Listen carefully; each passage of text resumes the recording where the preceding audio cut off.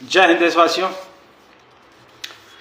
जैसा कि मैंने कल के वीडियो में 2001 से लेके 2005 तक के भर्ती कांस्टेबल जीडी कार्मिकों के वेतन को लेकर कुछ बातें क्लियर की थी। हालांकि वीडियो बीच में रुक गया था तो बात पूरी नहीं हो पाई थी। चलो अच्छा ही हुआ कि कल मेरे पास एक जवान की पे की क्वेरी और आई है। वो जवान है 2012 के भर्ती कांस्टेबल जीडी। उनका कहना यह था कि सर मेरी पे आज की तारीख में 35,300 है, क्या वो सही है? तो मैं उन जवान के साथ सभी 2012 के भर्ती कांस्टेबल जीडी को बता देता हूं कि अगर आज की तारीख में आपकी पे 35,300 है तो वो सही है। लेकिन जिन जवान का ये क्वेरी आई उनका फिक्सेशन फिर भी ठीक नहीं है। वो क्यों ठीक नहीं है उसका कारण बताता हूं मैं। उन जवान को जुलाई 2016 का एनुअल इंक्रीमेंट छठे पे कमीशन के तहत देके जुलाई में उनको 7वां वेतन आयोग दिया गया है। यानी कि जनवरी से लेकर जुलाई तक उनको बढ़े हुए वेतन के तहत वेतन नहीं मिला है, जो कि गलत है। क्योंकि जो 2012 के भर्ती कांस्टेबल जीडी जवान हैं उनके ऊपर एक अलग रूल लागू होगा। और आज मैं सभी कर्मचारियों को बताने जा रहा हूं उस नियम के बारे में। मैं इस बात पे 100% श्योर हूं कि सभी केंद्रीय कर्मचारियों की यदि बात की जाए तो उनमें से 99.99% कार्मिकों ने इस रूल के बारे में सुना भी नहीं होगा। और जो कार्मिक फिक्सेशन करते हैं उनमें से भी 10-1% लोगों को इसके बारे में पता होगा। क्योंकि यदि सबको पता होता तो फिर फिक्सेशन गलत होता ही नहीं। तो 2012 के कांस्टेबल जीडी कार्मिक हैं, उनको वेतन 1/1/2016 से ही मिलेगा 7वां वेतन आयोग। और फिर भी आज की तारीख में उनकी पे 35,300 ही आएगी। उस रूल को मैं ज्यादा टेक्निकल लैंग्वेज में ना बता के आसान शब्दों में बता देता हूं कि वो रूल है क्या, और वो 2012 के भर्ती उन कांस्टेबल जीडी पे भी लागू होगा। उस रूल का नाम है बंचिंग ऑफ स्टेजेस। जी हां, बंचिंग ऑफ स्टेजेस। बंचिंग यानी एक गुच्छा। आसान भाषा में कहूं तो फिक्सेशन से पहले अलग अलग वर्षों के भर्ती कार्मिकों का फिक्सेशन के बाद एक समान वेतन बन जाए, उसे बोलते हैं बंचिंग ऑफ स्टेजेस। इस रूल के जो नियम हैं वो 5वें वेतन आयोग में अलग थे, छठे में अलग हुए, 7वें में अलग हो गए।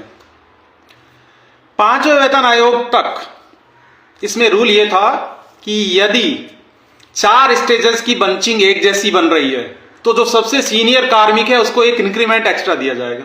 यह 5वें वेतन आयोग में था। छठे में उसको घटा के 3 कर दिया गया।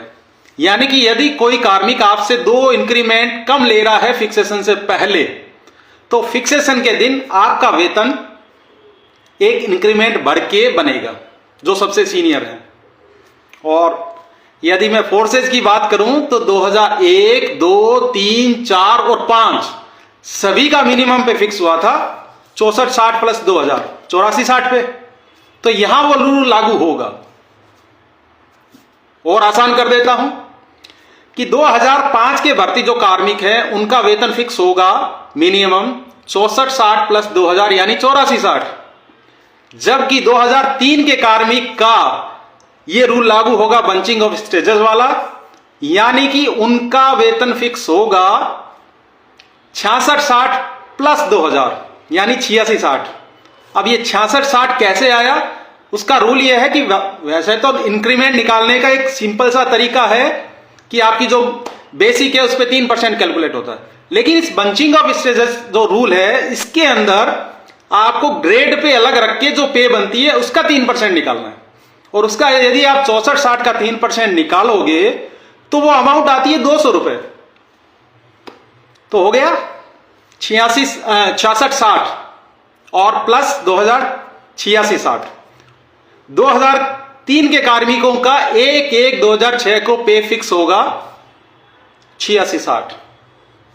इसी तरीके से अब चूंकि 3 वालों से 2001 वाले भी 2 इंक्रीमेंट एक्स्ट्रा ले रहे हैं तो उनका फिर 2003 के मुकाबले 200 रुपए एक्स्ट्रा होगा। इनका फिक्स होगा 88-60 पे।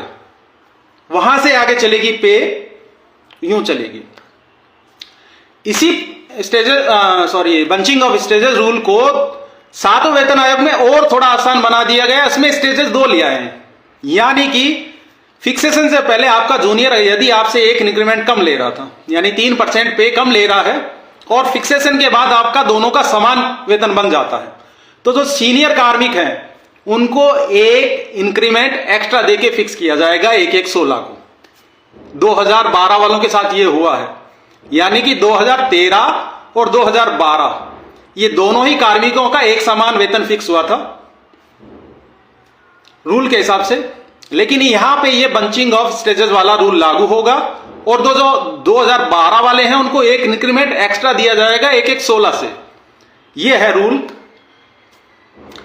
हालांकि 7वें वेतन आयोग में एक बात क्लियर कर दी गई है कि ये रूल उन पे लागू नहीं होगा जिन कार्मिकों का मिनिमम वेतन में बंचिंग बन रही है, यानी एंट्री ग्रेड जो एंट्री पे है उससे भी कम बन रही है दोनों की मिला के, तो उनको नहीं मिलेगा इसके बंचिंग का, उनकी दोनों की मिनिमम पे फिक्स होगी। लेकिन 6ठे वेतन आयोग में ऐसा कोई रूल नहीं था। इवन 6ठे वेतन आयोग में तो उन्होंने बकायदा उदाहरण देके बताया था कि यदि 3 अतिरिक्त अलग अलग वर्षों के भर्ती कार्मिक, यानी जिनका तीनों का अलग अलग पे है, उन सभी का 1.86 से मल्टीप्लाई करने के बाद भी एंट्री पे से कम रह जाती है पे, तो क्या होगा। तो उसमें उन्होंने स्पष्ट किया है कि जो 2 जूनियर है उनका तो मिनिमम पे ही फिक्स होगा, लेकिन जो तीसरा सीनियर है उनको एक इंक्रीमेंट एक्स्ट्रा देके वेतन फिक्स होगा। उदाहरण के लिए मैं बता देता हूं, 2005 और 4 का मिनिमम 84-60 पे ही फिक्स होगा। 3 वाले उनमें सीनियर है तो उनका होगा 66-60 पे प्लस 2000 86-60 पे। इसी तरीके से 2001 वालों का होगा 88-60 पे 1/6 को। रूल क्लियर है, स्पष्ट दस्तावेज है, एग्जाम्पल के साथ हैं। तो जिन भी कार्मिकों का ये गड़बड़ हो रखी है अपना पे ठीक करवा लें। आज ही मेरे पास 2001 के भर्ती कार्मिक का एक पे फिक्सेशन आया है, उनको भी मिनिमम पे फिक्स कर रखा है और वो 2001 के भर्ती हैं, जो कि गलत है। आप सभी पे 2003 वालों को भी लागू मिलेगा, 4 वालों को भी नहीं मिलेगा। 3, 2, 1 तीनों को इस बंचिंग ऑफ स्टेजेस रूल के फायदा मिलेगा। तो अपनी अपनी पे एक बार चेक करवा लीजिए, और जो भी कार्मिक इस दायरे में आ रहे हैं वो यदि चाहते हैं तो मैं उनको अलग से इसका पूरा एक विस्तृत रूल है वो दे दूंगा। और ये रूल मैंने आपको फिर दोबारा रिपीट कर देता हूं, 5वें में 4 स्टेजेस पे लागू था, 6ठे में 3 स्टेजेस पे लागू था, और 7वें में 2 स्टेजेस पे लागू है। बिल्कुल क्लियर है। वो कार्मिक चाहे किसी भी वर्ष का भर्ती है, यदि 1/16 को फिक्सेशन के बाद आपका पे आपके जूनियर के बराबर फिक्स हो रहा है तो वहां पे आपको एक इंक्रीमेंट एक्स्ट्रा मिलेगा। अब जो फिक्सेशन वाले हैं उनका काम तो थोड़ा बढ़ जाएगा, लेकिन देश के जवान हैं, घर परिवार छोड़ के इतनी दूर बॉर्डर पर बैठे हैं, कोई जंगलों में बैठा है, इतनी मेहनत तो की जा सकती है उनके लिए। जो रूल है उनके तहत ही बता रहा हूं मैं, अलग से कुछ देने की आवश्यकता नहीं है।